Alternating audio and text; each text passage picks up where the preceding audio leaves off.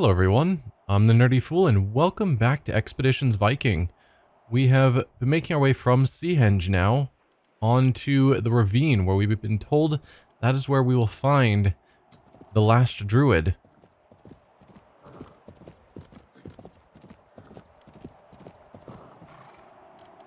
So we've arrived, but we've all reached hungry now as soon as we arrived, which is kind of annoying. But I think we will take Ife, because she's from here,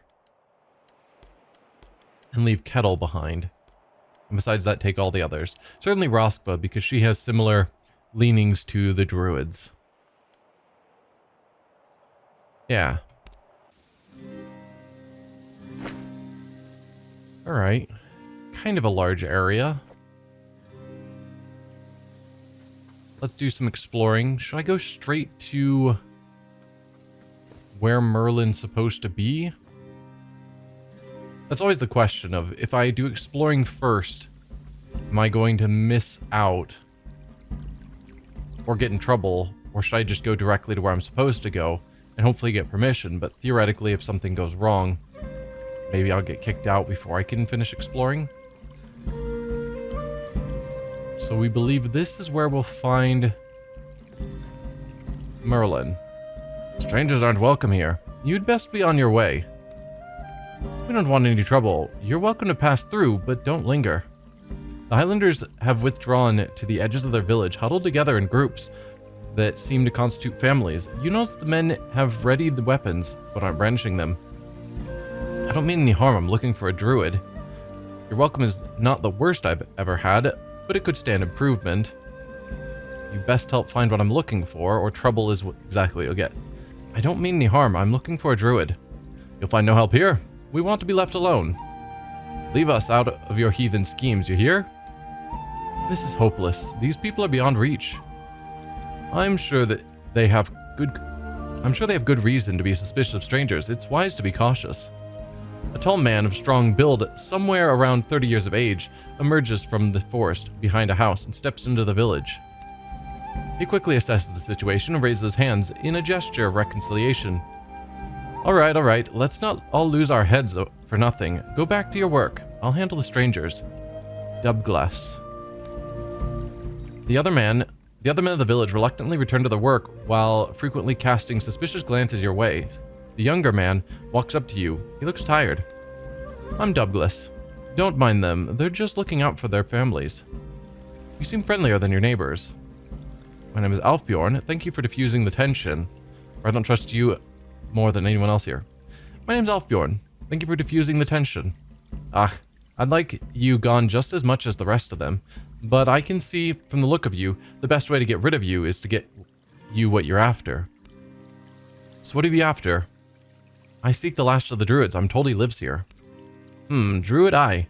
We all know what man you mean, though not by such a fancy title. The travelers seek the sorcerer? Just as I thought. And you see fit to help? Do you know where your cousin is, Dub? Though the other man's name is clearly Dubglass, the senior, Dub's reply is hard with astonishment. You sure you want to discuss this in front of strangers? That seems to shut the other man up for the moment. The old hermit lives in a cave down in the ravine. Follow the creek between the mountains, and you'll reach him. When you find him, do with him as you please. There's no love lost between the old man and us. Interesting.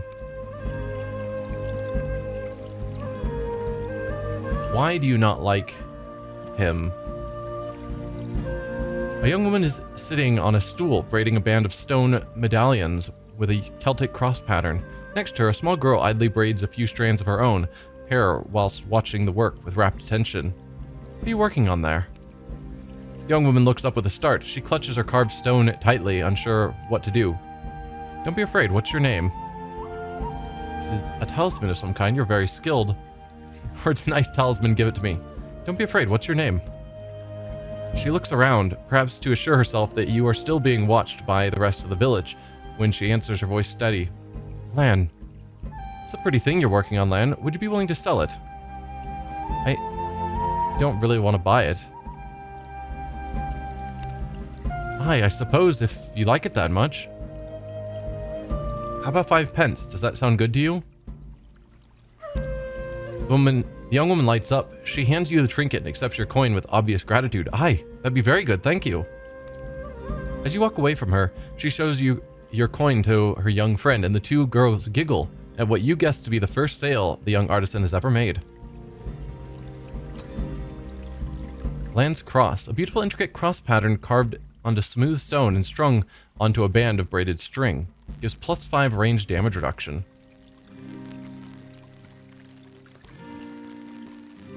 Damage versus beasts. Morale.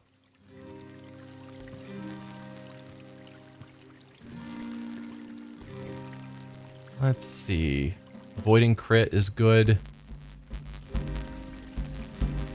I'll give you the ranged reduction. You're not always next to allies, so the bonus block isn't as important. What about you, Gormlaith? You must forgive the cold welcome. The lads are naturally suspicious of strangers. If you need supplies before you move on, I have food and herbs to trade. Will your husband not be angry? Oh, Aiden's quick to anger, but just as quick to come out of it. Dub's choice to step in calmed him down. Who is Douglas to you? Why, Dub is the younger brother of my husband Aiden. He's a good man, that Dub level-headed, and he always takes good care of his wife and his children. Can you tell me anything about the hermit? She licks her lips and looks at the trees as though suspecting them of conspiracy. I'd rather not talk about him. Who knows how far his sorceress powers extend? We all fear that man and his pagan curses. Well, let's see. Preposterous prices. I've not seen that before. 15 valuables to 1 herb. I think usually like neutral prices is like 13-ish. Some other time then. The prices you demand are an offense against decency. No, I'll come back if I need anything. I'm not gonna just insult her. No one else wants to talk? Okay, someone does want to talk. The small boy stares with avid fascination at your group of foreign warriors. As soon as your eyes meet his face splits into a huge, excited grin. Hey, do you worship the devil? Child, my gods would annihilate your devil in a fight. We certainly don't. Where did you hear that? Or sure, why not? We certainly don't. Where did you hear that? My mum said the hermit serves the devil, and you're here to talk to the hermit, right? Hey, did you come on a boat? I flew in on a dragon, actually. It's a ship, but yes. Phew, I want to sail on a ship someday. An older, plump woman bears down on the boy with a severe frown. Aight now, Eogan. Stop pestering the stranger. Head on back to your mum. She's been looking for you. The boy stands up straight as a spear shaft. Aye, Grandma. The grandmother regards you through narrowed eyes, then turns and waddles back to her stool. Let's see if there's anything else to spot around here. And so there is.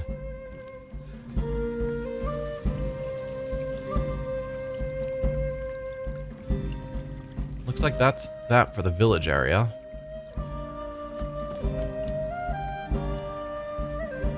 Two boys, one around 15 years of age, the other much younger, are crouched at the edge of a creek. A moment's observation reveals their errand. The older boy is teaching the younger how to tickle fish. The lesson is confined to a purely theoretical level, as the creek is much too shallow for fish. As soon as they become aware of your presence, the boys get on their feet. The older of the two steps in front of his friend and greets you with a hesitant smile. Wow, I've never seen people such as you. Are you from Northumbria? Is Strathclyde? Much farther away than that, boy. We're Vikings. We're Vikings, but calm yourselves. We mean you no harm. The older boy puts a hand on his young friend's shoulder and nudges him forward. Go on, Lugade. Run along back to your dad. The kid walks past you slowly, head bowed in fear. Then he sets off down the path as soon as he's past you. The older boy clears his throat. I'm Cillian. I've heard stories of Vikings, to be honest. I never figured they were true. They make you out to be demons or some such. Is it true your ships look like dragons? Yes, that's true. It's part of our religion. It's true. It strikes terror into the hearts of our enemies. Stories are exaggerated. Our people are no different from yours. It's part of our religion. Aye, that's right. You're not Christian. They say you worship ancient violent gods that thirst for retribution against the spreading light of Christ. Don't believe everything you hear. It's true we're not Christian. Well, that's right, our gods will never be defeated by the Christian god. I'm not just gonna insult them for the fun of it. It's true we're not Christian. The corners of Cillian's mouth curve upwards. He seems powerfully intrigued. If you don't mind me asking, what are you hoping to find out here? Douglas in the village told us where we could find a certain hermit down in the ravine. We seek the last of the druids. We're told he resides in this ravine. I know the man you're speaking of. I'll take you to him, if you want. I think he'll be very interested in meeting you. He stands there for a moment, looking you over with a strangely excited air to him. Come on, this way. Right, well, thanks, Cillian.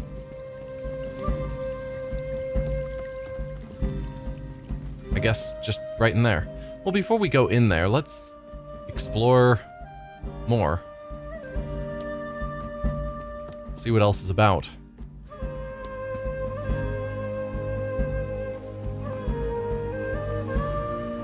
Alright, we've got a trail that goes up. I guess that's the only trail.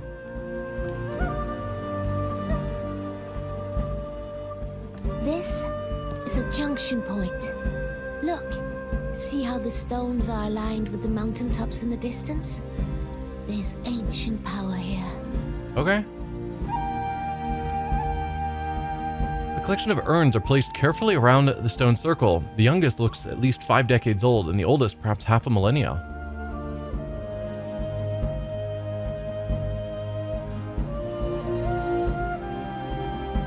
So some magically significant location. I guess, was there more to discover? Yeah, we didn't fully explore over here either. So let's run back along this way. We're obviously not going to knock down the cross. Not our style.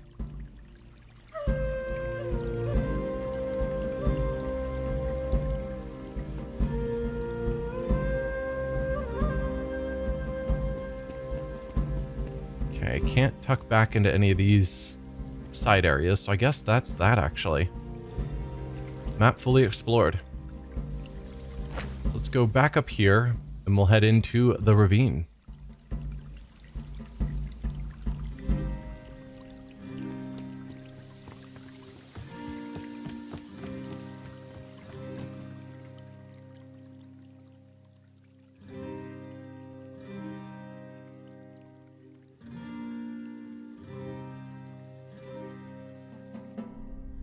The air in the cave is surprisingly warm and dry, but whatever supernatural blessing of air circulation is responsible for it has failed to prevent an oppressive stuffiness from settling over the area. Cillian hollers into the cave as you enter, and his words reflect sharply off the irregularly angled walls. Myrddin, I brought you visitors. They're not Christians. A coarse voice returns from within the darkness, deep with authority, but uneven with age. Lad, your kindness will undo us both. I would nay have chosen a cave to live in if I wanted to entertain guests. Cillian gives you a reassuring smile. He'll settle down when he sees you. Come on.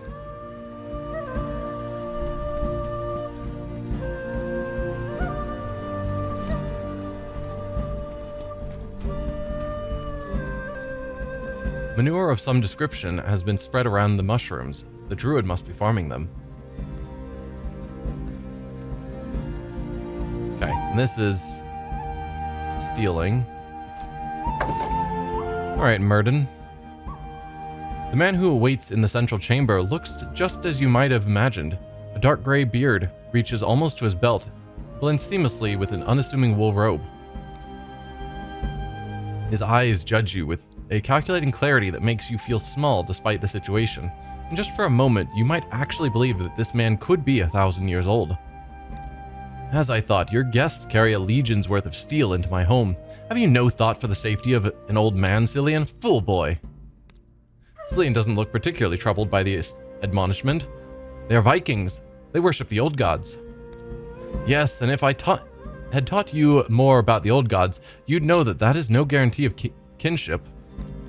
The old man's eyes have never left you, but only now does he address you directly. Well then, Vikings, tell me who you are. My name is Alfbjorn Ulfricsson. Fate to my hall. Failed to my hall, Alfbjorn Ulfricsson. If I had expected foreign dignitaries, I would have summoned the servants to tidy up the place. I'm called Myrddin Emrys. If you came to speak to the last of the druids, then you have found him. Please, control your disappointment. Why have you sought me out? On behalf of Constantine of the Picts, I'd like to invite you to Perth. To take you to Perth, where you will serve as a religious advisor to the king. I'm not going to tell him that he's going to be the religious advisor. I'm going to invite him. I'd like to invite you to Perth. The old man waves his hand dismissively and turns his back on you to inspect some mistletoe hanging on a string. It's a fearless gesture. King this and king that. These kings, they come and go. I owe them no allegiance. My only loyalty is to that of the faith. Royal advisor is a respected position. You'll be duly rewarded. Is it true you're almost 1,000 years old? Or it's not so much an offering as a demand? We're not demanding. Royal advisor is a respected position. You'll be duly rewarded. Aye, but only while this king of yours reigns. As soon as he is usurped, as all kings quickly are, I can expect to share his fate. Cannot fault a man for not giving his loyalty away so easily. Myrddin regards you with the implacable way of a man who said all that needs to be said. Tell me about your faith. Or is there nothing I can do to convince you to come with me? Tell me about your faith.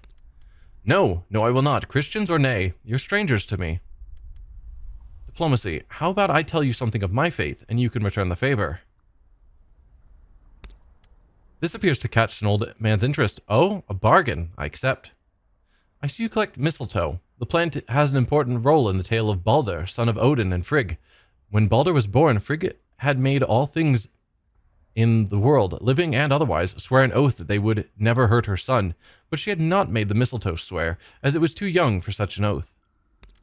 Myrddin strokes his beard. Interesting, youth. One day, all the gods were gathered. They decided to test the oath by throwing everything they could find at Balder, and they saw that nothing hurt him. But his brother Loki, ever the schemer, made an arrow from mistletoe, and convinced the blind god Hodr, who was also brother to them both, to shoot Balder with it. The druid smiles, but says nothing to interrupt you. The arrow killed Balder. We have stories of our own that echo yours. In fact, I've heard several variations on the same tale. Perhaps the inevitability of tragedy, even among the gods, makes it easier for us mere mortals to accept our own cruel fates. You promised to tell me something about your own religion.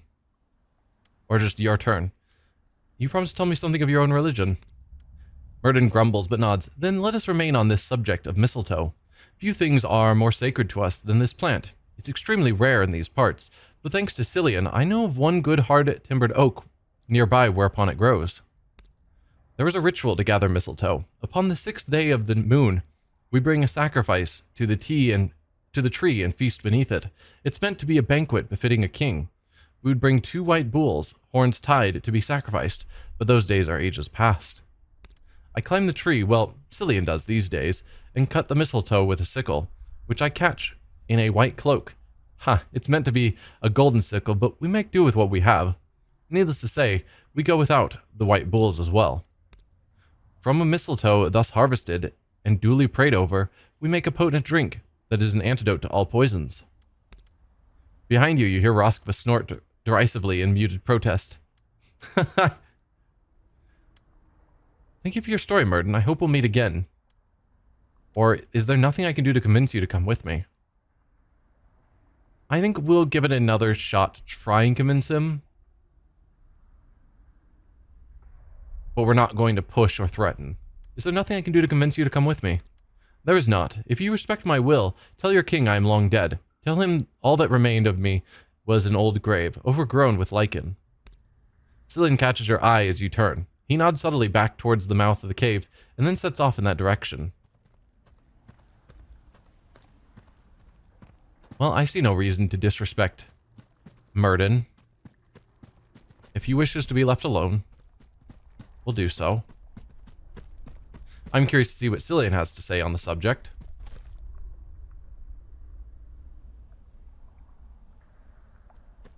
Also curious to loot these various things.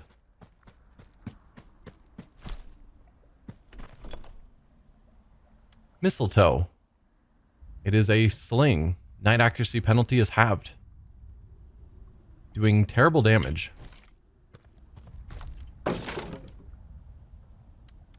Like, let's compare it to your sling. Yeah, 5 to 11 versus 11 to 16. I will let you continue using yours.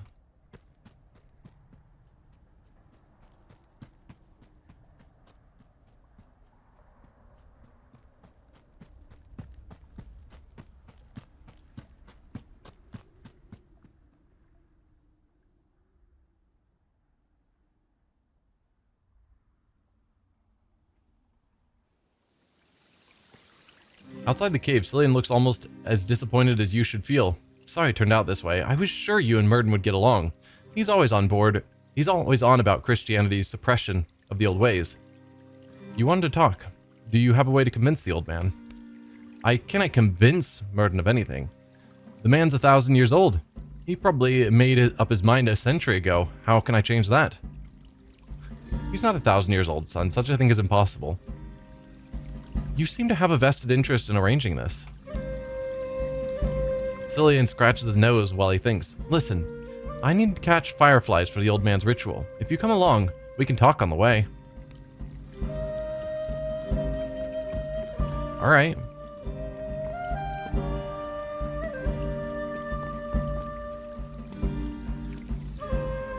I mean, if Merlin is actually 1,000 years old, why is he talking about how he's old and unable to do the rituals anymore?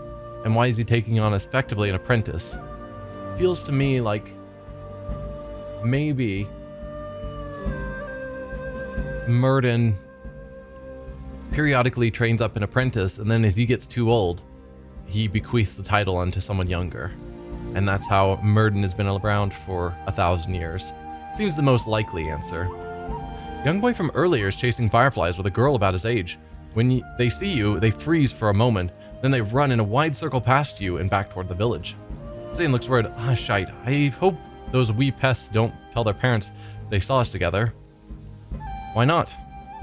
Will they worry that I've corrupted your faith? Why not? Cillian suddenly looks a lot older. I have not been entirely honest with my family about Myrddin. I know they suspect I visit the old man, but I try to hide it. And every time it comes up, there's a big fight. You have to understand, this isn't a village, it's a homestead. Everyone is related. When you live in a place like this, to break from the fold... Why do your parents hate Myrddin so much? Cillian is silent for a time. While he unpacks some jars from his sack, he hands you one and takes a few steps away to catch the nearest insect. With his back turned, it seems easier for him to talk. My parents are dead. They were killed in some stupid feud many years ago.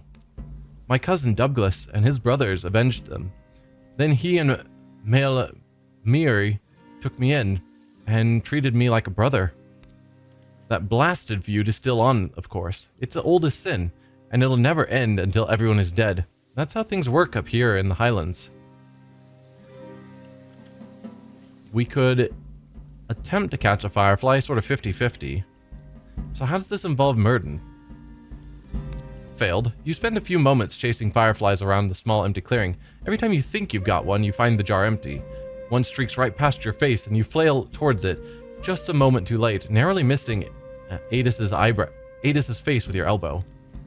Myrddin was here before us. Far as I know, he's always lived in that little cave. And the problem is, everyone here is all Christian, of course, fervently so.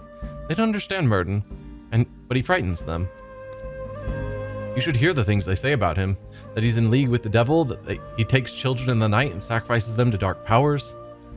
I mean, you would think if he's there, right next to them, for generations, they'd be very aware if he actually was stealing children. Because their children be going missing. No children have ever been lost from the village, mind you. They're just trying to scare the wee ones to stay away from him. Cillian's voice is thick and unsteady now. I always want to tell them to just shut up about him, that he's just a nice old man who wants to be left alone, but they don't want to hear it. So we have these fights, and a long moment of silence follows. I swear, sometimes I think if they knew I've apprenticed myself to Myrddin, they'd kill me. Not Dub, but the rest of them. Another firefly disappears somewhere in the moss at your feet. Sounds like a bad situation. You'd be safer in Perth if you come with us. Sounds like you need to get out of here. You'd be safer in Perth if you come with us. We'll attempt to catch the firefly again. Success this time. With empty jar raised to strike, you kneel in the needle-riddled moss and let your gaze wander across it. The moment you spot the bug resting its wings between a couple of flat stones, you bring down the jar and trap the creature within. Satisfied, you close the jar with thin cloth. Cillian stops to think on it, and the local firefly population breathes a sigh of relief. His jar already buzzes with half a dozen of them. I'd come, if Myrddin would go as well. I've learned so much from him, but he still has so much left to teach me. So much wisdom, stories of the old gods, knowledge of the wields, his rituals. He raises his head and stares off into the distance, though his sight lines are blocked by firs in every direction. I'll talk to him again. I've never told him how unsafe I feel around my own family. If he sees how much this means to me, he'll go with you. Cillian closes his own jar, confused, blinks penetrating the thin cloth, and hands it to you. Please, bring these to Myrddin back in the cave. I'll meet you and him at the stones on the peak. I'm going to go and reassure Douglas and Mael Murray. I hope, after he just said he's worried that the village will kill him, for him to go back alone worries me. Take care of yourself. Thank you. I'll see you at the peak. Good thing I brought this group of heavily armed warriors. We wouldn't want anything to happen to the fireflies on the way. Don't take too long. I'm keen to leave this place. Take care of yourself. Altruistic, gain morale. Conceited, lost morale. I'm not the one who will be climbing those rotten old stairs to the peak for the first time. Watch your footing. Don't worry. We already went up there. It's fine. So, take the fireflies to Myrddin.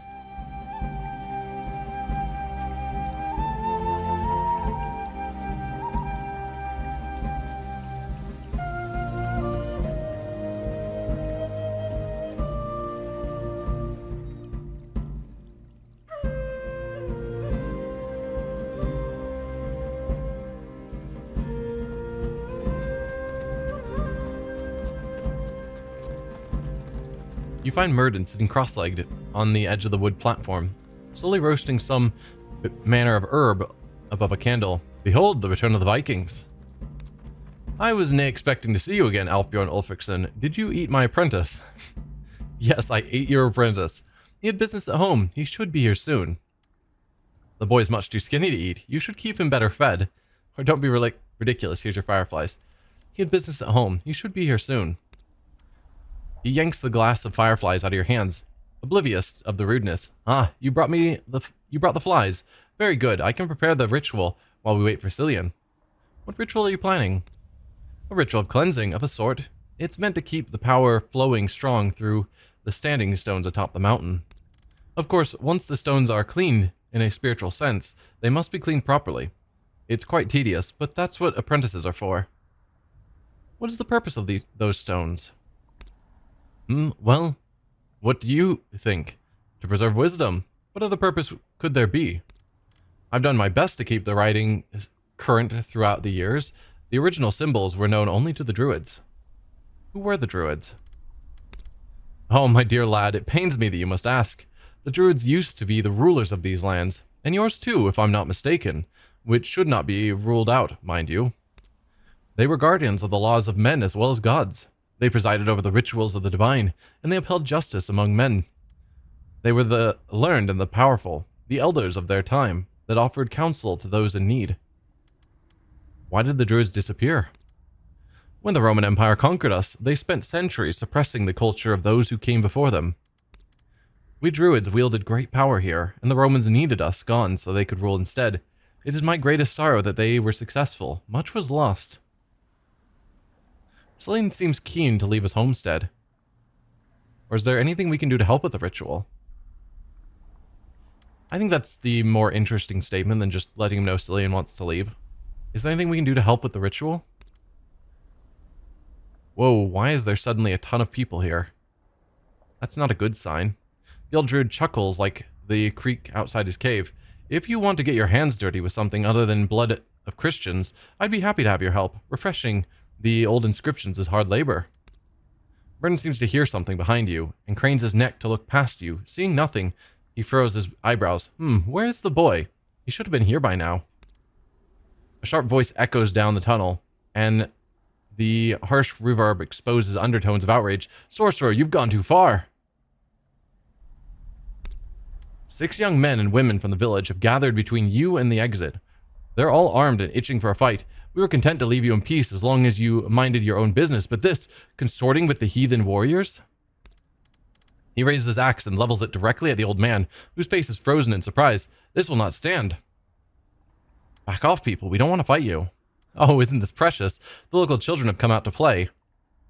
The Herman's under our protection. Attack him. If you attack him, you'll be crushed. Or you here for the druid. Hey, don't let me stop you. He's made it clear he won't work with us anyway. Back off, people. We don't want to fight you. If you didn't want to fight, you should have stayed out of our forest. Viking. Right, Dare? Aye. You and that druid cavorting out here in this cave, so close to my wife and son, it makes me sick. Beyond Dare, you spot the young artisan Lan, who sold you her stone talisman. Her eyes dart back and forth between the rest of her companions. Lan, wasn't it? Hey, is this any way to treat your first customer? Or we could just attack. Fine, let's see what your god's protection is worth. Or last chance to back off, I'm warning you. Maybe we can get Lan to back off. Lan, wasn't it? Hey, is this any way to treat your first customer? She looks up to meet your eyes, and her face turns bright red with shame. Did I not treat you fairly? Why are you here, Lan? Do you want to murder me? Dim torchlight glints off of tears on her cheeks. She sniffles an apology. I'm sorry. What the hell is wrong with your sister, Dare? Dare isn't looking particularly pleased with the situation. Shut your trap. Lan, go home. I'm sorry I brought you here, sis. Run back to Mum and Dad. Go on. Overwhelmed by sobs, the young woman hides her face with her arms and stumbles towards the cave exit. Well, we got her out of here before the bloodshed starts. Hello? I assume she's got to actually make it to the exit before the conversation will continue. Or the game is locked up. Like, the game's still going, but I can't even... Oh, nope, I can turn the screen. Okay. Can I see? Oh, there we go. What the hell, man? Anger and shame flares in Dare's voice. I said shut up. Myrddin is on our team.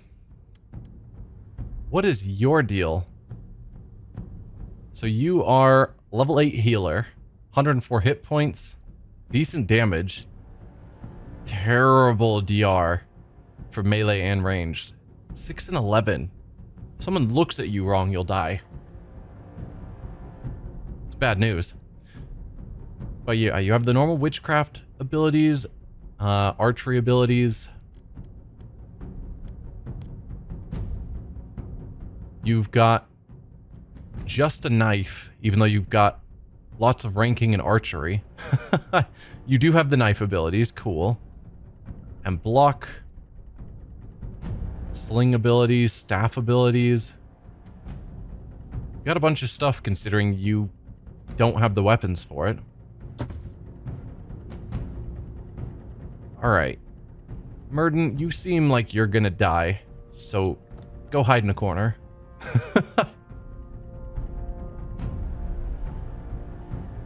Roscoe, same thing with you. And then we'll have Aif tuck back here. Nefia can move forward a bit. I'll tuck in behind her. Adis, you can go into cover there. And you're already in cover there. That's probably the best we're going to get for our starting positions. So we've got level 4 warrior, level 2 trapper, level 2 scout, level 2 healer, level 2 prowler. And let's switch to non-lethal. Demoralize, of course. Demoralize again, of course. Oh, you did manage to stun Nefia. Not ideal.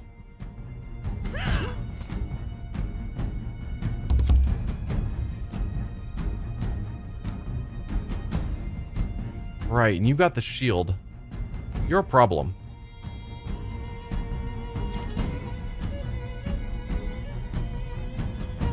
Did you manage to damage and stun Nefia? Doesn't seem entirely fair.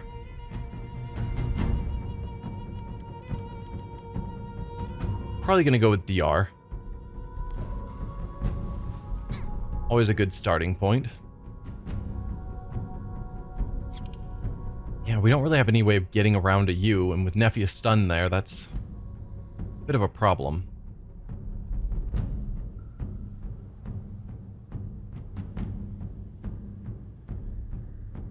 Gunnar could move around. I guess I'm wanting a flanking position, but I guess it doesn't really matter. You could charge. Did I ever give you charge, actually? No. I'm so bad at this. So you don't actually get the charge bonuses.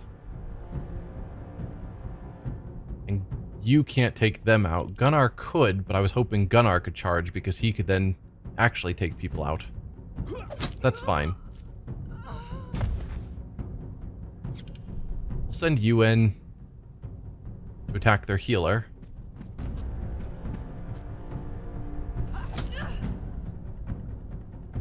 Then Gunnar. Oh, you are up on a ledge that we have to go around to get to. So shooting you is going to be probably smart, because there's not really a good way of getting over to you.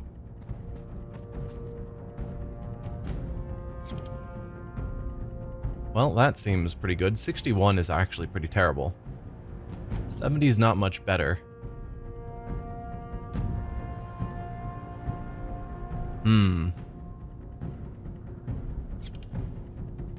If you hit, it's a kill. So let's give you the attempt. Nope. Then I'll take an attempt. Double miss. Perfect. Alright, Myrddin, what can you do? Not a lot. You got your knife skills. Let's have you move forward and put poison on my bow. Thanks. Oh, that's Afe. Never mind. On Afe's bow, apparently. And then tuck back into your corner. Yeah, and that's probably the best we're going to pull off. Demoralize. Oh, right. We were demoralized. That's why we were missing. And you're stunned again.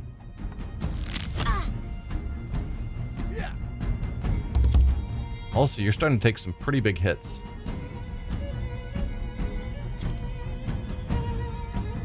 Let's see. You can finish them off. You'll be able to finish them off, no problem.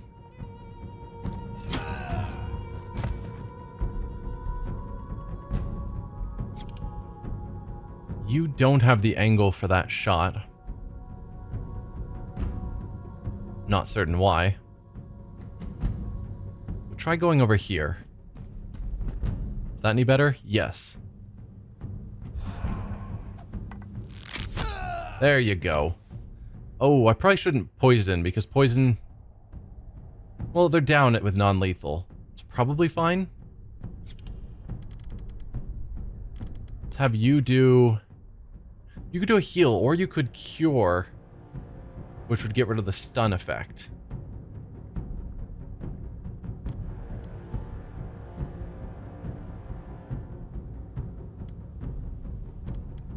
Can you move that far? Yes.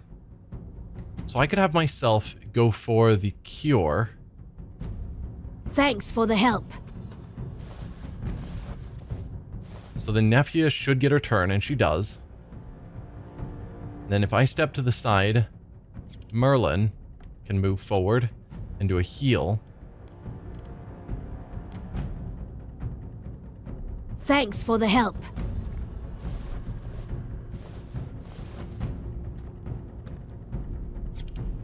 Then you can go in and do a good heavy swing. There you go. And because I'm tired of getting stunned, We'll make everyone centered.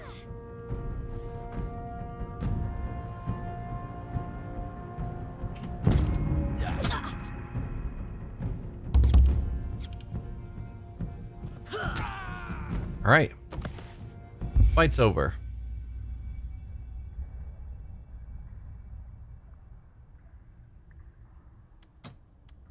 The last of the young villagers falls, and Myrddin surveys the carnage with a faintly horrified expression. So it has come to this. His fist clenched at his sides. Perhaps it was only a matter of time. I must admit, I never thought they would go this far, but... He stops himself mid-sentence. His eyes widen. Cillian! You must go to the homestead. My apprentice must be in grave danger. Whatever they're planning, you have to save him. We'll go at once. He may already be dead. If we save him, will you come with us? I'm not going to make a condition of us saving him be based on him agreeing to come with us. We'll go at once. If you bring him back to me safe, we'll both come with you to Perth. It's clear we're no longer wanted here. I'll meet you atop the mountain. I have to pack my last things. Now go, aid him. Hey, and we can now loot the chests. But we'll do that next time. So, yeah. Thank you all for watching, and I will see you guys then. Bye.